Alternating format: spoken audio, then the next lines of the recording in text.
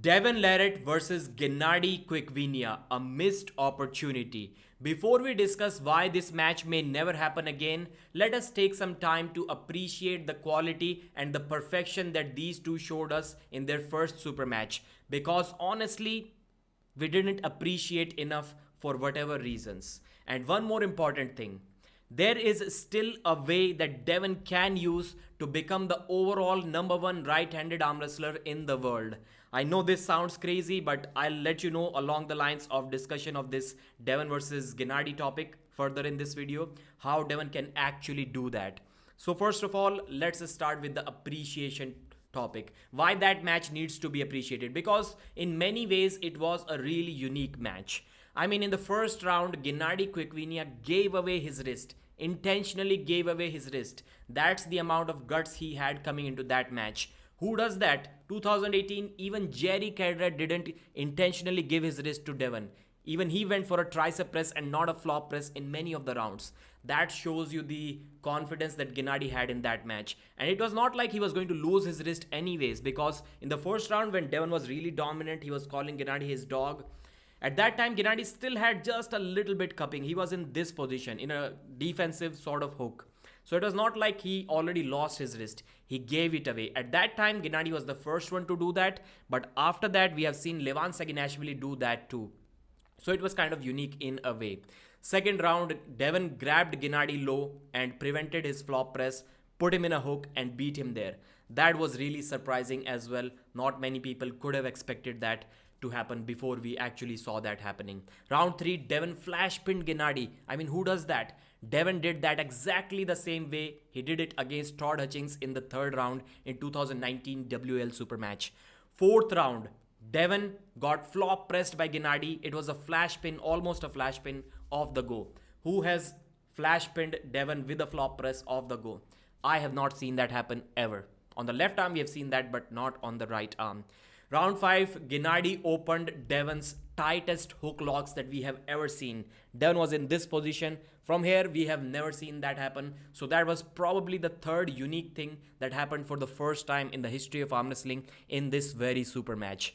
And it's a sad situation that not many people kind of appreciate that because of that one missed call from the referee in the first round. But even that round stopped. When Devon was saying that it's over, Gennady was holding Devon there and telling him no, it's not over. So yeah, maybe Devon could have won 3-0 if that call was not missed by the referees, if some of the false starts were put in check. But there were some shoulder movements from both of the athletes as well. So I think these things, although they are important, strict reffing is always important, but it is not as important as the beauty of that super match that we saw more than a year ago. So now, why Devon will never face Gennady again according to me? Well, the reason for that is Devon has announced that he's going to be competing in 105 and 115 with both left and right arms. So that's the biggest reason. Let's assume that Devon is going to take at least 4 matches in all of those categories. So 4 on the left 105, 4 on the right 105, 4 on the left 115, 4 on the right 115. So that's what, 16 matches? I mean, that's going to take Devon a lot of time, maybe 2 years.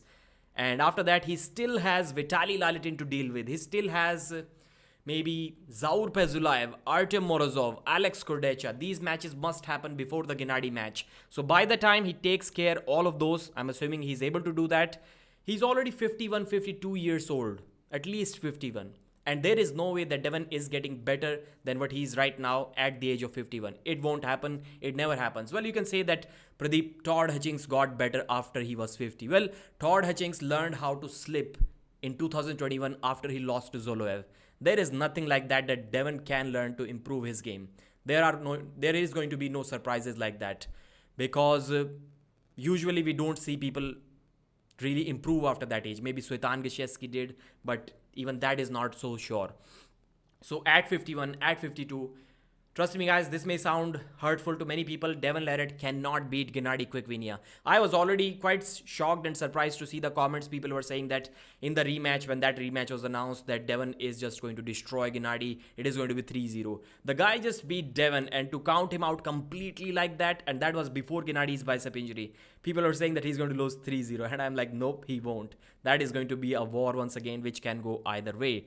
But that won't be a war. Maybe it still will be a war, even if Devon is 51, but that is not going to go Devon's way for sure, for sure. So that is one match that Devon probably should have taken this year, because right now Genadi is coming back from injury. Devon is the strongest that he has ever been. There is still a chance that Devon may get the win, but not after that. The opportunity is going away from Devon Larratt. So that's the reason why I think this match will never happen, and even if it happens somehow, Devon will never be able to take that revenge. So why did I say that Devon can still become the #1 arm wrestler in the world? That's the interesting topic. And Hermes Gasparini is closing in on Levan. Let's assume in the next 2 years that we were just talking about, Devon is about 51. Until then, Hermes is able to dethrone the champion because he already got 2 rounds over Levan. What if he stops him in the 3rd round and then starts beating him? So let's assume somehow magically Gasparini is able to defeat Levan. Then he would for sure want to take his revenge against Devon Larratt. And now Devon is going up against the #1 guy in the world that he has already defeated.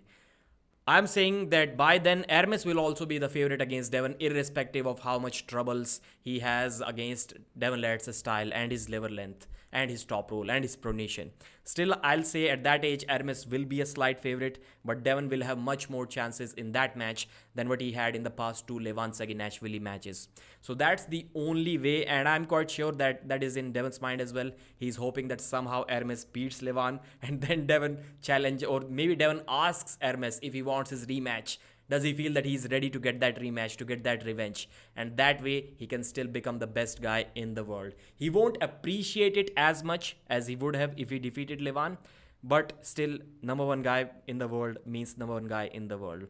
So what are your opinions about this talk? This was just a random thought that came into my mind. I needed to discuss it with you guys. Please mention your thoughts, your comments in the comment section, like the video and subscribe.